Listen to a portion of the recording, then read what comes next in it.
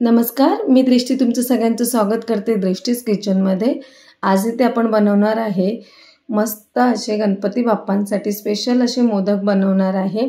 आणि हे उकडीचे मोदक जे कोण पहिल्यांदा देखील बनवेल ना ते देखील परफेक्ट असे मोदक बनवणार आहे। आणि हे बघा, तुम्ही बघू शकता अगदी मऊशीर आणि एकदम लुसलुशीत असे हे मोदक झालेले आहेत। तोंडात घातले की हे वितळतात असे हे मोदक आहे। चला मग वेळ न घेता पटकन वळूया आजच्या रेसिपीकडे। त्यासाठी आपल्याला इथे मी 3 वाटी म्हणजे 3 कप तांदळाचं पीठ घेतलेलं, 1 कप 1 ग्लासमध्ये पाणी घेतलेलं, 1 ग्लासमध्ये दूध घेतलेलं। दूध हलकंसं गरम असलेलं चालेल आणि थोडंसं तूप घ्यायचं आहे 2 चमचे आणि चवीनुसार थोडंसं मीठ घालायचं आपल्याला ह्या पिठामध्ये। आणि हे आपण मेन म्हणजे कसं जे कोणी उकड काढतं तेव्हा कधी कधी परफेक्ट उकड होत नाही, त्यामुळे मोदक आपले व्यवस्थित होत नाही। आणि जे कोण पहिल्यांदा बनवत असेल ना त्यासाठी ही रेसिपी मी आज शेअर करते। हे तुम्ही कसं उकड न घेता पिठाची ही तुम्ही व्यवस्थित परफेक्ट असे मोदक बनवू शकता। त्यासाठी पिठामध्ये मी चवीनुसार थोडंसं मीठ टाकले, 1-2 चमचे तूप टाकलेलं आणि हे व्यवस्थित असं एकजीव करून घेतलेलं आहे। हे व्यवस्थित एकजीव झालं ना की आपल्याला 1 ग्लास पाणी आणि 1 ग्लास जे दूध घेतलेले ते दोन्ही मिक्स करून घ्यायचं आहे आणि त्याने आपल्याला हे पीठ मळून घ्यायचं आहे। दूध इथे मी हलकंसं गरमच घेतलेलं आहे, जेणेकरून कसं पीठ जे आहे ते व्यवस्थित असं मऊशीर आपलं मळून होतं। हे बघा घालून आणि एकदम आपल्याला हे दूध किंवा पाणी एकदम नाही घालायचं आहे, हलक्या हाताने म्हणजे थोडं थोडं घालतच आपल्याला हे पीठ व्यवस्थित असं एकजीव करत मळून घ्यायचं आहे। हे बघा थोडं थोडं दूध घालून आपल्याला हे मळून घ्यायचं आहे। आणि इथे 3 कप तांदळाच्या पिठासाठी आपल्याला 1 ग्लास पाणी आणि 1 ग्लास दूध लागणार आहे। पाणी आणि दूध एकाच ग्लासमध्ये घ्यायचे आहे, म्हणजे सेम मेजरमेंटमध्ये घ्यायचे आहे। आणि स्पेशली म्हणजे हे मी जे आपले राशनचे तांदूळ असतात त्याने बनवले, अगदी राशनच्या तांदळाने देखील अगदी मऊ लुसलुशीत असे हे मोदक बनतात। आणि त्यासाठी ह्या तुम्ही दुधाचा वापर केला ना तर अगदी मस्त असे हे मऊशीर मोदक होतात। आणि हे बघा अगदी थोडं थोडं दूध आणि पाणी घालून आपल्याला पीठ असं मऊशीर मळून घ्यायचं आहे, अगदी मऊ नाही मळायचं। हे बघा तुम्ही बघू शकता नरम असं पीठ आपलं व्यवस्थित मळून झालेलं आहे, व्यवस्थित पीठ मळून घ्यायचं आहे। हे बघा तुम्ही बघू शकता की छान असं पीठ मळून झालेलं आहे। हे बघा किती सॉफ्ट असं पीठ मळलेलं आहे। त्यानंतर आपल्याला हे जे पीठ आहे एका भांड्यामध्ये काढून घ्यायचं आहे आणि त्यासाठी आपल्याला एका पातेल्यामध्ये पाणी गरम करायचं आहे। त्यामध्ये तुम्ही एक स्टँड किंवा प्लेट ठेवून ह्याला 5-7 मिनिटं स्टीम करून घ्यायचं आहे ह्या पिठाला, जेणेकरून आपला म्हणजे उकड न घेता हे पीठ मस्त असं मऊशीर होईल आणि मोदक जे आपले आहेत ते अगदी लुसलुशीत होणार आहे। मी एका हे कुकरच्या भांड्यामध्ये पीठ ट्रान्सफर करून घेतलेलं आहे मळलेलं।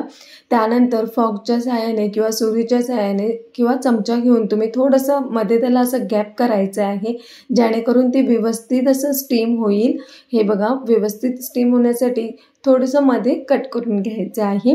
आणि ते पाणी गरम झालेलं आहे, हे आपल्याला त्याच्यामध्ये ठेवून 5-7 मिनिटं स्टीम करून घ्यायचं आणि स्टीम पाणी उकळत्या पाण्यातच हे आपल्याला व्यवस्थित करूनच स्टीम करायचं आहे। आणि गॅसचे जे फ्लेम आहे ते मीडियम ठेवायचं, जेणेकरून कसं बॉईल होताना पाणी पिठामध्ये नाही पडलं पाहिजे, ह्याची काळजी घ्यायची आपल्याला।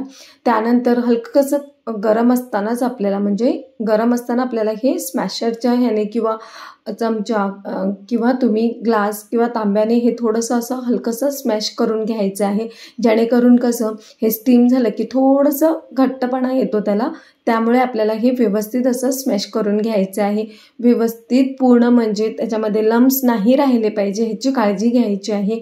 जर लम्स राहिले तर आपलं जे आपण मोदकचं जे पुरी बनवतो किंवा त्याची जे चपाती किंवा तुम्ही काय बोलतात एक थोडंसं हातावर आपल्याला जे लाटून घ्यायचे आहे ही, किंवा तुम्ही हे बघा व्यवस्थित मळलं ना की त्याच्यामध्ये लम्स होत नाही किंवा ती मोदक खाताना जाडसर पीठ असं आपल्याला तोंडात येत नाही, अगदी लुसलुशीत असं होतं। त्यामुळे आपल्याला पुन्हा एकदा हे व्यवस्थित असं 5 मिनिटासाठी मळून घ्यायचं आहे। हे बघा अगदी म्हणजे व्यवस्थित नरम असं पीठ मळलं ना की खूप छानच असे मोदक होतात। आणि जे कोणी पहिल्यांदा मोदक बनवत असेल ज्यांना उकड घेता येत नाही तर ही रेसिपी तुम्ही नक्की फॉलो करा। आणि इथपर्यंत जर व्हिडिओ बघितला असेल तर प्लीज चॅनलला लाईक शेअर सबस्क्राईब करा आणि हो बेल आयकॉनला देखील क्लिक करा। हे बघा तुम्ही बघू शकता अगदी 5 मिनिटात आपल्याला पुन्हा एकदा व्यवस्थित असं मौशीर आपलं पीठ मळून झालेलं आहे. आणि त्यानंतर आपल्याला हलकंसं इथे मळून झालं ना की 5 मिनिटासाठी ठेवायचं आहे. तोपर्यंत आपण इथे सारण बनवून घ्यायचं आहे. एका कढाईमध्ये 1-2 चमचे तूप घालायचं आहे. त्यानंतर आपल्याला ह्याच्यामध्ये ओलं खोबरं जे आपण किसून घेतलेलं आहे ते घालून घ्यायचं आहे. शक्यतो खोबऱ्याचं जे व्हाईटपणा असतो तोच घ्यायचा, करवंटीचा काळपट भाग घ्यायचा नाही आहे. इथे मी 1.5 नारळ घेतलेला आहे. त्यानंतर आपल्याला इथे 1 कप गूळ लागणार आहे, किसलेला गूळ, आणि ड्रायफ्रूट आणि वेलची पावडर. ड्रायफ्रूट हे ऑप्शनल आहे, घातले तरी चांगलं, नाही घातलं तरी काही हरकत नाही. खोबरं आपल्याला अगदी 1-2 मिनिटासाठी इथे परतून घ्यायचं आहे, जास्त वेळ परतवायचं नाही. त्यानंतर ह्याच्यामध्ये जे आपण गूळ घेतलेलं आहे ते घालायचं आहे. गुळाचं प्रमाण तुम्ही कमी जास्त करू शकता. इथे मी 1.5 नारळासाठी 1 वाटी गूळ घेतलेला आहे. परफेक्ट मेजरमेंट आहे हे. खूप छान असे होतात. हे बघा, गूळ वितळलेलं आहे आणि थोडंसं पातळ झालेलं आहे, पण हे थोडंसं ड्राय होईपर्यंत आपल्याला गॅसवर म्हणजे परतवायचं आहे. त्यानंतर इथे वेलची पावडर आणि जे ड्रायफ्रूट कट केलेले आहे ते घालायचे आहे. अगदी 1-2 मिनिटासाठी हे परतवायचं आहे. आणि हे बघा, असं लगेच तुम्ही परतून हे थोडंसं ड्राय होतं. ड्राय झाल्यानंतर आपल्याला हे बघा, मस्त आपलं इथे मोदकचं सारण रेडी झालेलं आहे. मग आपल्याला इथे गॅस बंद करून घ्यायचं आहे आणि हे मोदकचं सारण थंड व्हायला द्यायचं आहे. तोपर्यंत इथे हे बघा, तुम्ही बघू शकता पीठ देखील आपलं व्यवस्थित नरम असं झालेलं आहे. मग छोटे छोटे गोळे करून घ्यायचे आहे आणि ज्या आकारचा तुम्हाला मोदक बनवायचं आहे ते मोदक तुम्ही बनवू शकता. कुठल्याही आकारचे इथे मोदक बनवू शकता. इथे मी साच्यामधले पण मोदक बनवलेले आहे आणि साच्यामधले कसे बनवायचे ह्याचा मी व्हिडिओ ऑलरेडी अपलोड केलेला आहे. आणि हे बघा, मोदकची पाकळ्या पण कशा बनवायचा ते पण मी इथे तुम्हाला दाखवणार आहे. हे बघा, असं गोल गोळा घेऊन थोडंसं हाताला सुक्कं पीठ लावायचं आहे आणि असं हलक्या हाताने अंगठ्याने दाबत दाबत आपल्याला ह्याची एक मोदकची वाटी तयार करायची आहे. हे बघा, व्यवस्थित अशी मोदकची वाटी रेडी होते इथे. आणि बघू शकता किती छान अशी झालेली आहे आणि अगदी पातळ अशी केलेली आहे. इथे आपल्याला जाड ठेवायची नाही आहे. जाड जर तुम्ही ठेवली ना तर मोदक खाताना जास्त पिठाचं प्रमाण वाढतं, त्यामुळे जास्त म्हणजे टेस्ट नाही लागत.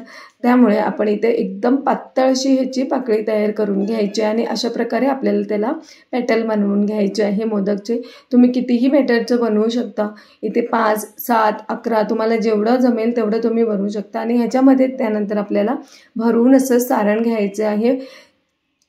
पूर्ण व्यवस्थित असं सारण भरून घ्यायचं. आणि हे बघा, सारण झाल्यानंतर आपल्याला हे हलक्या हाताने गोल असं फिरवत मोदक आपल्याला इथे रेडी बनवायचं आहे. आणि तुम्ही बघू शकता किती छान असे मोदक झालेले आहे आणि कोणतेही उकड न घेता किती मस्त मोदक झालेले आहे ते तुम्ही बघू शकता. आणि हे बघा, किती झटपट असे बनतात. पहिल्यांदा जर तुम्ही बनवत असाल ना तर ही रेसिपी तुम्ही नक्कीच आणि हे स्टेप नक्की फॉलो करा. तुमचे देखील परफेक्ट मोदक बनणार आहे. हे बघा, किती छान झालेले आहे मोदक. आणि अशाच प्रकारे आपल्याला बाकीचे देखील मोदक बनवून घ्यायचे आहे. किती मस्त असे मोदक झालेले आहेत.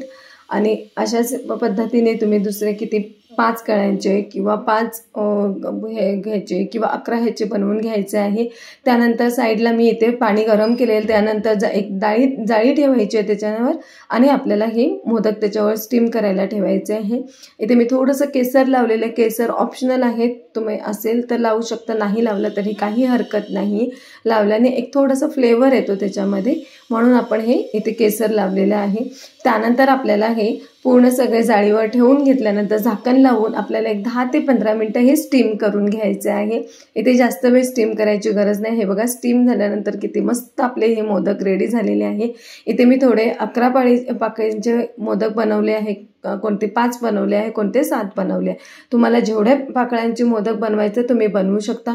त्यानंतर गरम गरम मोदकवर आपण तूप घालून जर खाल्लं ना तर वाव, खूपच छान लागतात.